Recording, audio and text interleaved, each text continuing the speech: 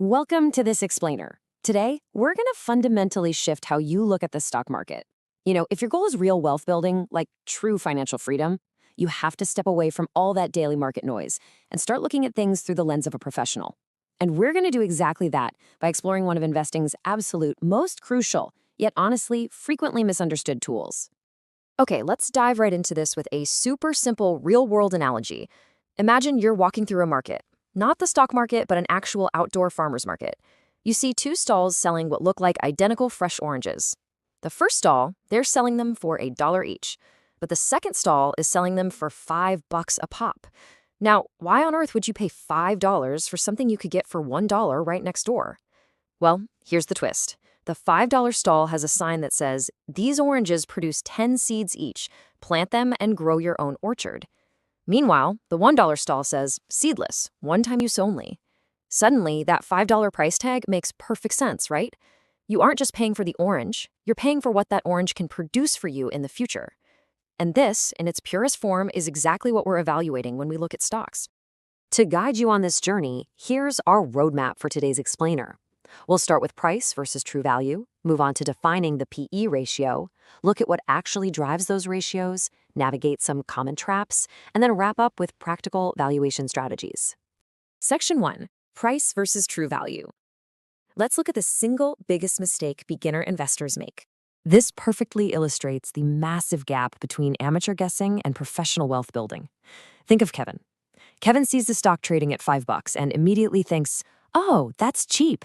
But a stock at $500? That makes him sweat. He completely confuses price with value. Then you've got Priya.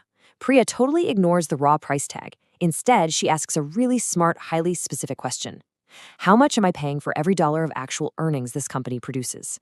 At the end of the day, what matters is what you're actually getting in exchange for your cash. Moving into Section 2, defining the PE ratio. Let's look at the exact metric Priya uses to solve this. So, here's the crucial point. This disarmingly simple formula completely strips away all that market noise.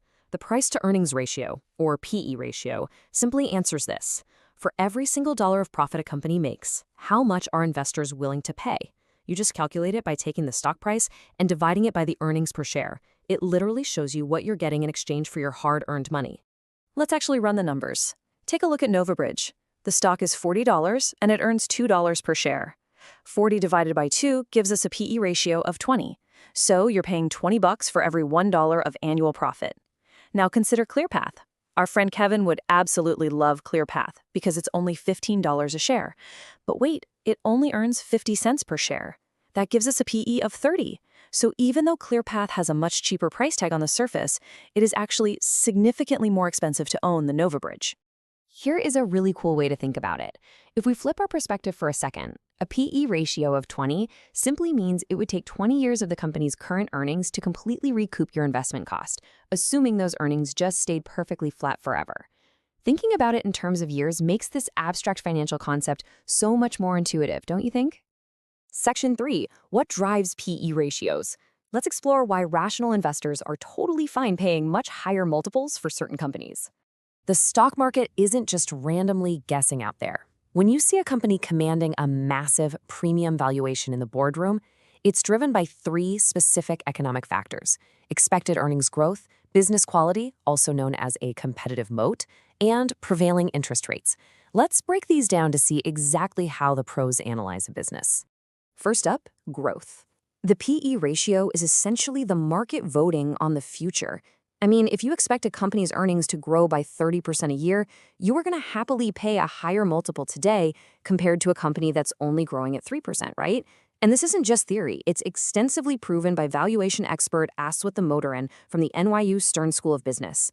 His research over decades of data shows that higher growth expectations predictably and consistently support higher PE multiples. Let's move to the second driver and see how this ties into Warren Buffett's famous concept of an economic moat. Look, not all earnings are created equal. A dollar of profit earned by some generic steel manufacturer facing constant, cutthroat margin pressure, that dollar is incredibly vulnerable. But a dollar earned by a recognized premium luxury brand, one with an exclusive moat, real pricing power, and fiercely loyal customers, that dollar is vastly more durable. The market recognizes that premium quality and rightly assigns it a higher PE multiple. Now, the third driver is something amateur investors almost always miss: interest rates. Remember how we flipped the PE ratio earlier?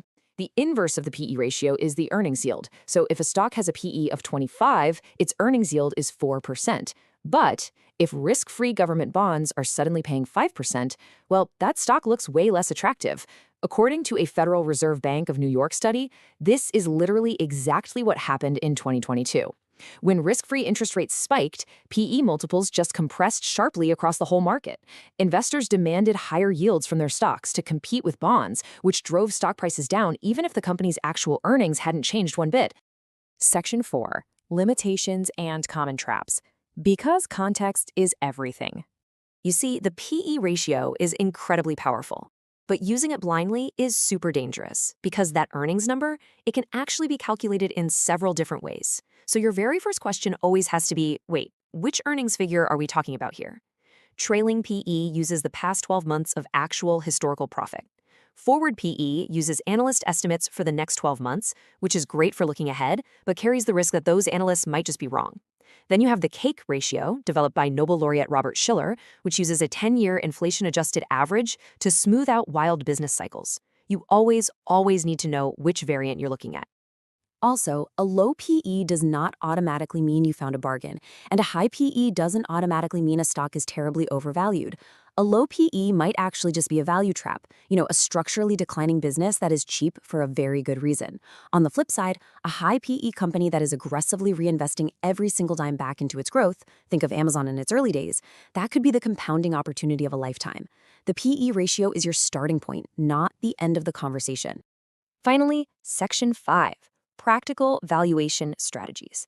Let's take all this high-level financial theory and make it actionable for your own portfolio today. By following these 3 professional steps, you're going to protect yourself from really costly mistakes. Step 1. Contextualize with growth.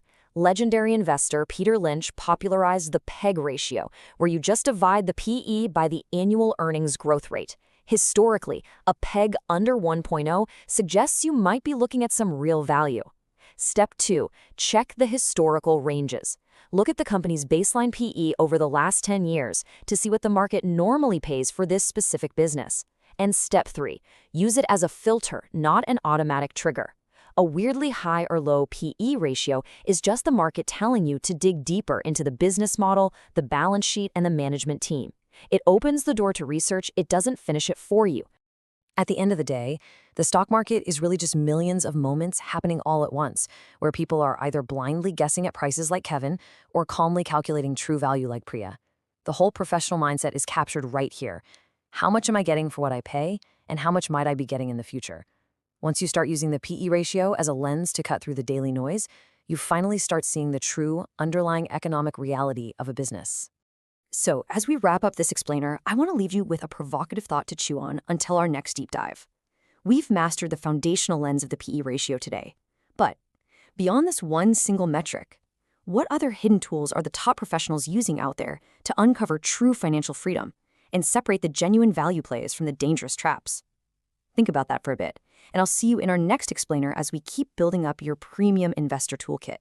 If you enjoyed this video, don't forget to hit like and subscribe. Every click helps us bring you fun stories, valuable insights, and premium content. And welcome to our community. We'll see you again very soon.